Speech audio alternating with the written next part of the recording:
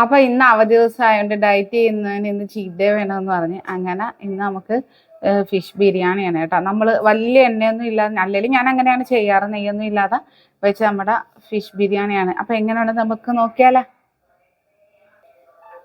അപ്പോൾ അതെ നമ്മുടെ ബിരിയാണിയാണ്. അപ്പോൾ നമ്മുടെ ചെറുക്കൻ ഡയറ്റ് ചെയ്യുമ്പോഴത്തേക്ക് അവന് എന്തെങ്കിലുമൊക്കെ വീട്ടിൽ നിൽക്കുമ്പോൾ ചെയ്ത് കൊടുക്കണമല്ലോ. അപ്പോൾ വലിയ എണ്ണയൊന്നും ഇല്ലാതെ ബിരിയാണിയുടെ ആളായിരുന്നു.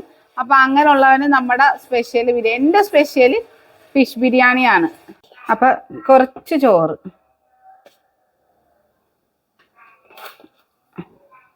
ഒരു മീൻ,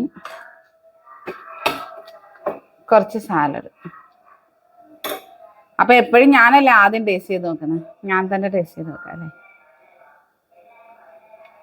അപ്പോൾ ഇന്നത്തെ നമ്മുടെ ലഞ്ച് സ്പെഷ്യൽ ഇതാണ്.